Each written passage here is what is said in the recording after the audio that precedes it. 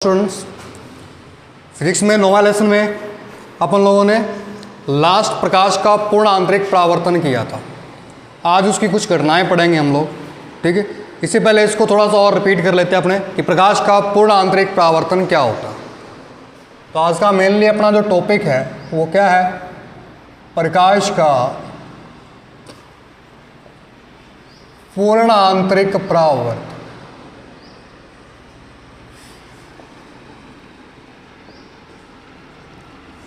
Total internal reflection, TIR बोल देते हैं इन शॉर्ट, ठीक है। प्रकाश का पूर्ण आंतरिक परावर्तन। तो हमने इसको पढ़ा था कल। क्या होता है कि जब भी कोई, हम जानते हैं कि जब भी कोई प्रकाशीय किरण सघन माध्यम से विरल माध्यम में जाती है तो उसका वेग बढ़ जाने के कारण वह विलंब से क्या हो जाती है, दूर हट जाती है, ठीक है। विलंब से क्या होती है, दूर हट जाती है। अब हम जानते हैं कि यदि आपतन कोण के मान को बढ़ाया जाए तो अपवर्तन कोण के मान में भी क्या होती है, वृद्धि होती है। अब आपतन कोण के मान को अपने इतना बढ़ा देते हैं कि अपवर्तन कोण का मान कितना हो जाता है, 90 डिग्री हो जाता है। इस अवस्था में जो आपतन कोण का मान होता है वो क्या कहलाता है, क्रांतिक कोण। अब यदि क्रांतिक कोण से अधिक आप आपतन कोण को बढ़ाओगे तो प्रकाशीय किरण, अपवर्तित प्रकाशीय किरण पुनः सघन माध्यम में चली जाएगी। यही जो घटना है वो क्या कहलाती है, प्रकाश का पूर्ण आंतरिक परावर्तन कहलाता है। एक बार फिर से रिपीट कर लेते हैं अपने इसको।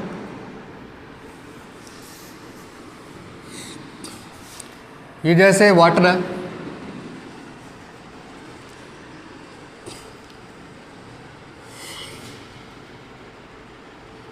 और मान लो कि प्रकाशीय किरण ये है,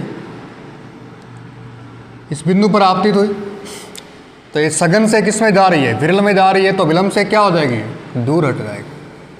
ये आपतन कोण और ये अपवर्तन, ठीक है। अब हम जानते हैं कि यदि आप आपतन कोण को बढ़ाओगे तो वैसे वैसे अपवर्तन कोण का मान क्या होगा, बढ़ेगा। अपवर्तन कोण का मान क्या होगा, बढ़ेगा।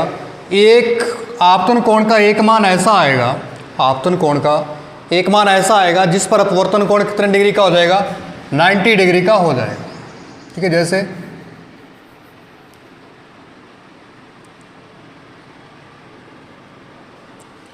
जैसे मान लो ये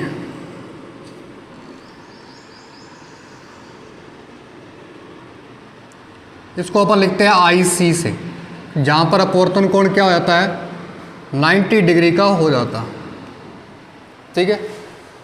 इस कोण को बोलते हैं अपने क्रांतिक कोण, क्रिटिकल एंगल। अब यदि क्रांतिक कोण से भी इस आपतन कोण को बढ़ा दिया जाए तो क्या होगा, ये जो प्रकाशीय किरण है वो क्या हो जाएगी, पुनः सघन माध्यम के अंदर चली जाएगी। इसी घटना को क्या कहते हैं, पूर्ण आंतरिक परावर्तन। यही क्या कहलाता है, प्रकाश का पूर्ण आंतरिक परावर्तन कहलाता, ठीक है। तो ये हम लोगों ने पढ़ लिया था कि प्रकाश का पूर्ण आंतरिक परावर्तन क्या होता, ठीक है। इसकी अपने कंडीशन भी पढ़ी थी स्नेल के नियम से। स्नेल का नियम क्या कहता है, सेकंड केस में ये पहली कंडीशन ली आपने, ये सेकंड ली और ये थर्ड। इस थर्ड कंडीशन को क्या कहते हैं, टोटल इंटरनल रिफ्लेक्शन या पूर्ण आंतरिक परावर्तन। अब स्नेल का नियम अगर सेकंड कंडीशन में लगाते हो तो वो क्या होता है, μ12 देखा हमने, साइन आई बटा में साइन आर। साइन आई कितना है, IC है, और साइन आर आप जानते हो 90, और साइन 90 की वैल्यू कितनी होती है, 1। तो μ12 कितना आ जाएगा, साइन IC, या μ21 देखे तो 1 में साइन IC, ठीक है। तो ये थोड़ी सी कैलकुलेशन आप इसमें पूर्ण आंतरिक परावर्तन में कर सकते हैं, ठीक है। तो ये होता है प्रकाश का पूर्ण आंतरिक परावर्तन। अब हम देखेंगे कि डेली लाइफ में इसको कहाँ अपने देखते हैं, ठीक है। प्रकाश के पूर्ण आंतरिक परावर्तन की जो घटनाएं हैं डेली लाइफ में कहाँ कहाँ देखी जाती है, ठीक है, उसको डिस्कस करेंगे अपन।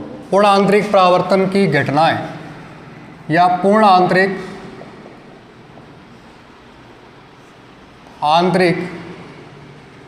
परावर्तन के अनुप्रयोग लिख सकते हो। इनका उपयोग कहाँ होता है? पूर्ण आंतरिक परावर्तन। ठीक है। तो सबसे पहला जो है आपने पढ़ा भी होगा छोटी क्लासों में, वो है मरीचिका।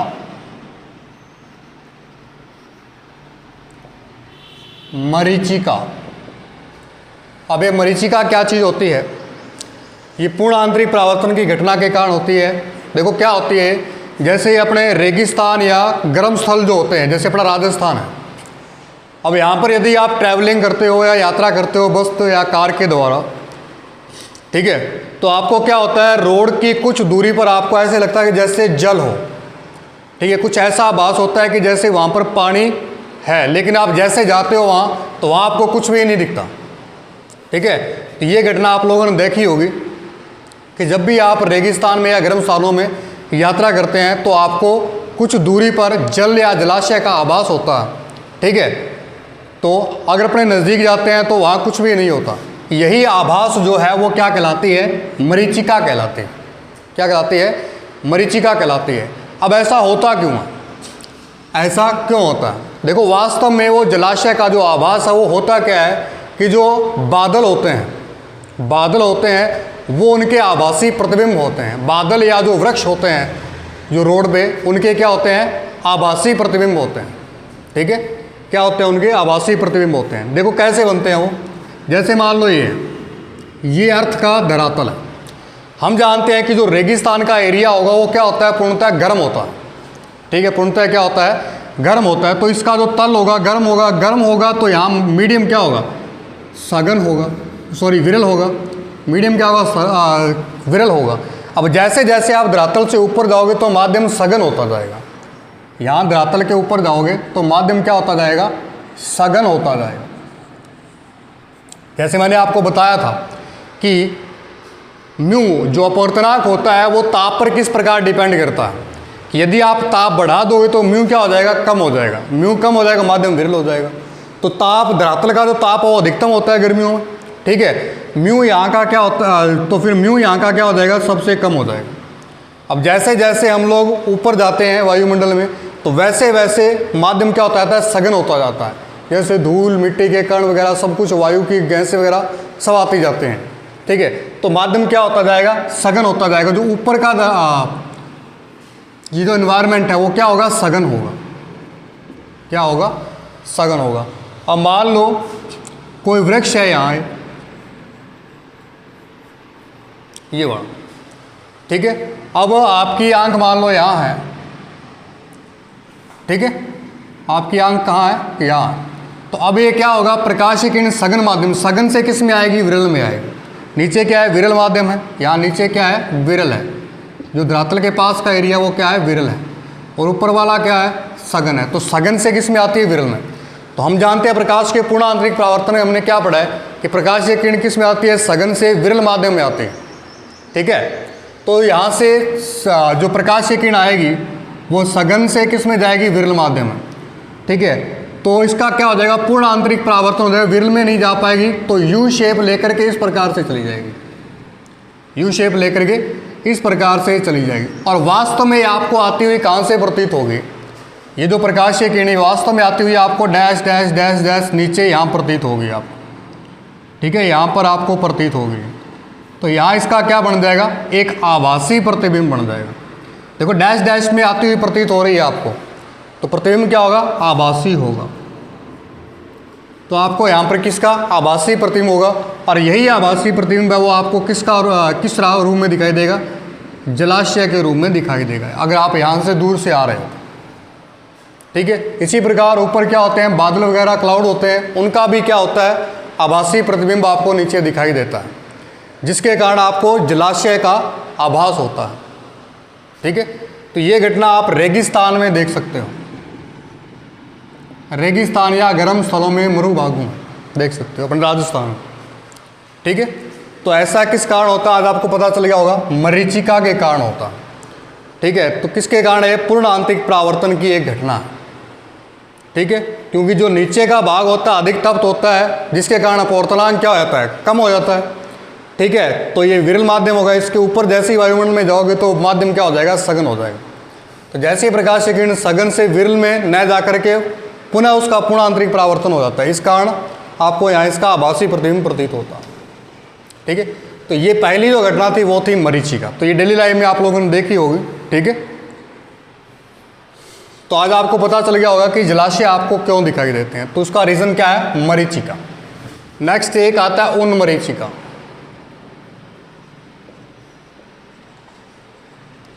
उन्मरीचिका क्या होती है? जैसे अगर आप समुद्री जो भाग हैं या जो भूखंड है वहाँ यदि आप उसके बैंक या किनारे में जाते हो तो आपको जो जहाज़ है, बहुत दूर से कोई जहाज़ आता है तो आपको कुछ ऊपर उठा हुआ दिखाई देता है, कुछ ऊपर उठा हुआ दिखाई देता है। जैसे आपके प्रकाश के अपवर्तन में देखा था आपने, सूर्य और सूर्यास्त के समय आपको सूर्य कुछ पहले दिखाई दे जाता है, जिसका आपको आभासी प्रतिबिंब दिखाई देता है, ठीक है। यदि आप समुद्र के किनारे जाते हो तो आपको क्या प्रतीत होगा? कुछ जहाज़ों के आपको आभासी प्रतिबिंब प्राप्त होंगे। वही क्या कहलाते हैं? जैसे मान लो ये कोई जहाज़ है, ठीक है, और ये आप हो, तो जो प्रकाश की किरण वो इस प्रकार से जाएगी,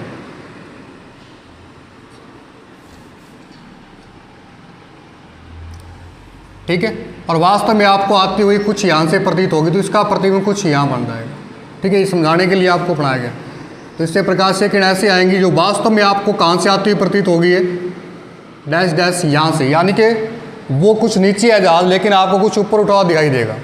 और प्रकाश की जो घटना है क्या कहलाती है? उन्मरीचिका कहलाती है, ठीक है। यही प्रकाश के किसी कारण होता है?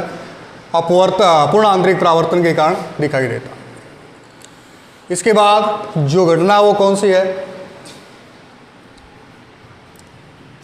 नंबर 3, वो है पूर्ण परावर्तक प्रिज्म की। पूर्ण परावर्तक प्रिज्म। अब ये पूर्ण परावर्तक प्रिज्म क्या होता है? प्रिज्म आपने देखा होगा कि प्रिज्म में क्या होता है? जो पूर्ण परावर्तक प्रिज्म होता है उसमें एक कोण तो कितने डिग्री का होता है? 90 डिग्री का, और बाकी के जो दो बच गए वो कितने डिग्री के होते हैं? 45 डिग्री के होते हैं। अगर आपके पास कुछ ऐसा प्रिज्म है, ठीक है, तो वो कौन सा होगा? पूर्ण परावर्तक प्रिज्म होगा, ठीक है। पूर्ण परावर्तक जैसे ये है, ये है जैसे एक एंगल कितने डिग्री का? 90 का, बाकी के कितने? 45 के, ठीक है। तो ये क्या हो जाएगा? पूर्ण परावर्तक प्रिज्म हो जाएगा, ठीक है। पूर्ण परावर्तक प्रिज्म हो जाएगा। अब इसका यूज़ किस में किया जाता है? कि जो अगर आपको किसी भी ऑब्जेक्ट का उल्टा प्रतिबिंब प्राप्त करना है तो अपने पूर्ण परावर्तक प्रिज्म का उपयोग करते हैं अपना, ठीक है। या आपको जो प्रकाशीय किरणों को 90 डिग्री या 180 डिग्री पर आपको मोड़ना हो, ठीक है, तब भी अपने किसका उपयोग करते हैं? पूर्ण आंतरिक परावर्तक प्रिज्म का उपयोग करते हैं।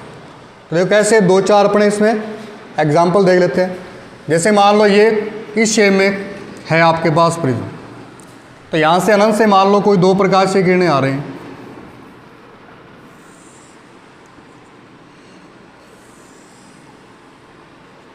ये ऑब्जेक्ट है इस प्रकार से, तो यहाँ से क्या हो जाएंगी? बैंड हो जाएंगी 90 डिग्री के एंगल पे, इस प्रकार से। तो इसी के समान आकार का आपको क्या? उल्टा प्रतिबिंब प्राप्त हो जाएगा, ठीक है। और जो प्रकाश की किरणें वो कितने डिग्री के एंगल पर बैंड हो गई? 90 डिग्री के एंगल, ठीक है। तो इस प्रकार से आप पूर्ण परावर्तक प्रिज्म का एक एग्जाम्पल ले सकते हैं। इसके अलावा यदि आपके पास इस प्रकार से है,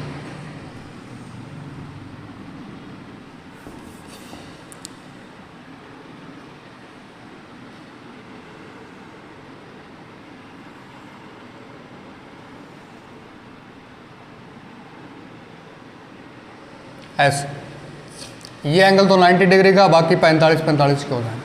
तो अब यहाँ देखो आप, जैसे ये प्रकाश की किरण आई और ये आई, ठीक है, ये यहाँ से क्या हो जाएगी? बैंड हो जाएगी ऐसे, ये भी ऐसे, और फिर ये यहाँ से बैंड हो जाएगी ऐसे, और ये यहाँ से हो जाएगी ऐसे। तो अगर आपका ऑब्जेक्ट ऐसा है तो आपको इसी रे पर घूमोगे तो आपको इस प्रकार से मिलेगा ये। ठीक है, तो 90 डिग्री पर अपने 2 बार इसको मूव करवा दिया ऑप्टिकल रे। ठीक है, तो ये अपने पूर्ण परावर्तक प्रिज्म से कर सकते हैं। ठीक है, और देखो आप, जैसे मान लो इस प्रकार से है, यदि आपके पास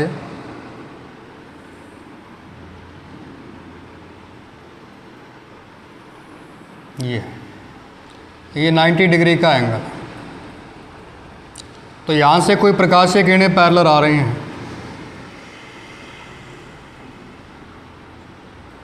ये कैसे बैंड होंगी? इस प्रकार से।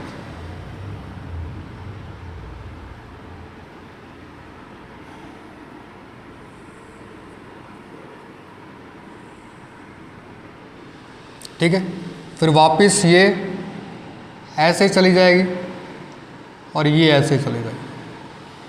ठीक है, और बाद में ये ऐसे चली जाएगी इस प्रकार से। ठीक है, तो ये 180 डिग्री पर आगे चलेगी। तो इसका अगर ऑब्जेक्ट ये है तो देखो इसका एरो ऐसे आ रहा, तो इस पर मूव करवाओ आप ऐसे,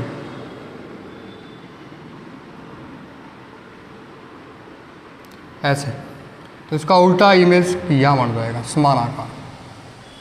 ठीक है, तो ये पूर्ण परावर्तक प्रिज्म का अपने उपयोग प्रकाशीय किरणों को बैंड करने के लिए कर सकते हैं।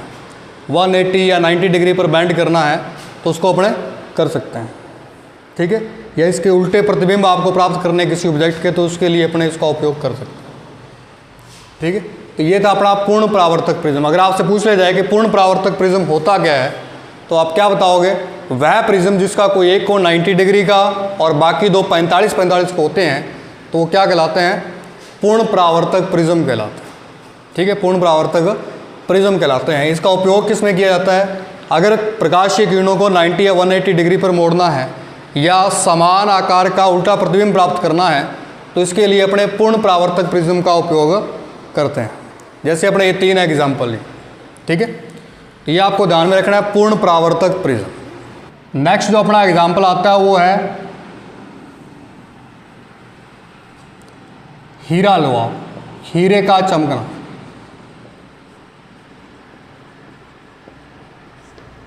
हीरा क्यों चमकता? देखो इसको आप समझोगे, हीरे का जो अपवर्तनांक है वो सबसे ज़्यादा होता है। ठीक है, हीरे का अपवर्तनांक क्या होता है? सर्वाधिक होता है। अगर हीरे में इस प्रकार से कुछ होता है, बहुत सारे सरफेस होते हैं इसके अंदर भी। ठीक है, इस प्रकार से अगर कोई प्रकाशीय किरण इसके अंदर एंटर कर गई, अगर कोई प्रकाशीय किरण इसके अंदर एंटर कर गई, तो वो पूर्ण आंतरिक परावर्तन के कारण अंदर ही जाती जाएगी, बाहर बहुत ही मुश्किल से निकल पाएगी। इस प्रकार से अंदर ही ये क्या होती रहेगी? घूमती रहेगी। ठीक है, अंदर ही घूमती रहेगी, जिसके कारण जो हीरा क्या होता है? चमकता।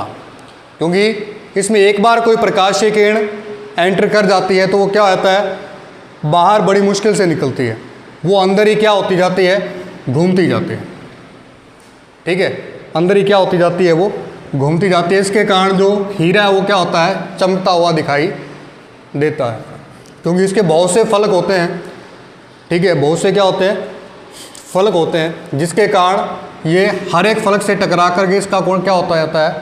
पूर्ण आंतरिक परावर्तन होता जाता है। ठीक है, जिसके कारण अपने को हीरा चमकता हुआ दिखाई देता है। ठीक है, हीरा क्या होता है? चमकता हुआ। अपवर्तनांक मैंने आपको पढ़ाया था,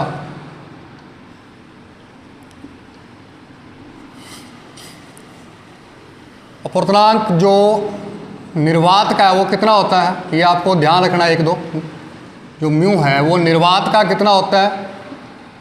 1 होता है। कितना होता है? 1। और जो हवा है, हवा का कितना होता है? एयर का, उसका 1.008 मानते हैं। ठीक है, उसके बाद हीरा मान लो आप, सबसे ज़्यादा इसका होता है 2.41। ठीक है, ये कांच, इसका कितना होता है? 2.41 होता है सबसे ज़्यादा। तो इस प्रकार से हीरा क्या होता है? चमकता। ठीक है, तो ये कुछ एग्जाम्पल थे पूर्ण आंतरिक परावर्तन के अनुप्रयोग के, जो आपको ध्यान में रखना है। ठीक है, ये अपने सिलेबस में थे पूर्ण आंतरिक परावर्तन के।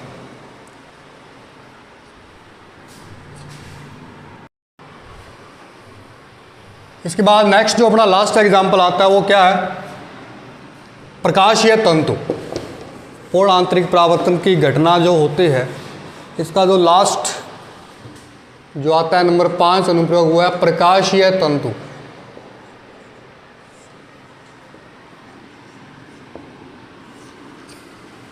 ठीक है, अब ये प्रकाशीय तंतु क्या होता है, देखो आप लोगों ने इलेक्ट्रिक लैंप देखे होंगे, ठीक है, जो चमकते जो गुलदस्ते हैं वो देखे होंगे इलेक्ट्रिक, जो कि चमकते रहते हैं, इस प्रकार से होते हैं वो, ठीक है, और इस प्रकार से, ठीक है, इस प्रकार से वायर्स निकली रहती हैं इसमें,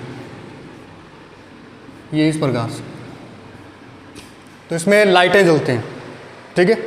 तो प्रकाशीय तंतु क्या होता है, ये आपके बाल के व्यास का एक क्या होता है, उपकरण होता है, ठीक है, जो आपका हेयर जो बाल है उसके व्यास का क्या होता है, एक उपकरण होता है। जैसे इस प्रकार थोड़ा सा बड़ा करके बनाते हैं अपने इसको, ये है, इसके 2 सरफेस होती हैं, ये इस प्रकार से,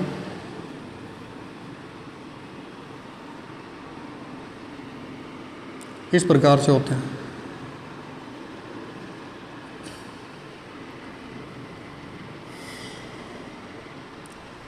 ठीक है।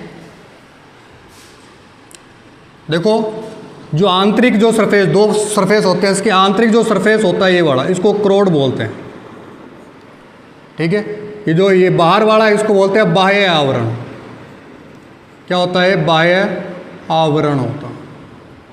अब ये जो बाह्य आवरण होता है इसका जो म्यू होता है वो कम होता है, किसकी अपेक्षा, जो आंतरिक है उसका म्यू क्या होता है, अधिकतम होता है, ठीक है। अब इसमें क्या है, यहाँ से कोई प्रकाशीय किरण आप यदि एंटर करवाते हो तो वो इस प्रकार से पूर्ण आंतरिक परावर्तनीय घटना से बार बार टकराती हुई बाहर निकलेगी, इस प्रकार से, इस प्रकार से, इस प्रकार से निकलेगी। इसी घटना के कारण क्या होता है, वो चमकता हुआ दिखाई देता है, ठीक है। जो ये तंतु है इस प्रकार से ये आपको चमकीले रंग की तरह आपको दिखाई देते हैं, किसके कारण, पूर्ण आंतरिक परावर्तन, क्योंकि अंदर से प्रकाश यहाँ से एंटर करवाया जाता है, ठीक है, जिससे पूर्ण आंतरिक परावर्तन होता है, बार बार इसे टकराता रहता है इस प्रकार से, जिससे ये क्या होता है, चमकते हुए दिखाई देते हैं आप, ठीक है, चमकते हुए दिखाई। इनका उपयोग गुलदस्तों वगैरह के अंदर किया जाता है, ठीक है। तो इस प्रकार से होता है प्रकाशीय, इसको चिकित्सक के रूप में भी अपने उपयोग करते हैं, एंडोस्कोपी वगैरह में, ठीक है। तो ये था अपना प्रकाशीय तंतु या ऑप्टिकल फाइबर बोलते हैं उसको, ठीक है। तो ये अपना कंप्लीट हो गया प्रकाश का पूर्ण आंतरिक परावर्तन, ठीक है। इसके बाद अपने नया टॉपिक लेके आएंगे लेंस, ठीक है, लेंस को पढ़ेंगे, ठीक है। प्रकाश का पूर्ण आंतरिक परावर्तन आपका कंप्लीट होगा, इसका आपने स्टेटमेंट कर लिया और इसके अनुप्रयोग कर लिए। तो आज के लिए इतना ही, थैंक यू।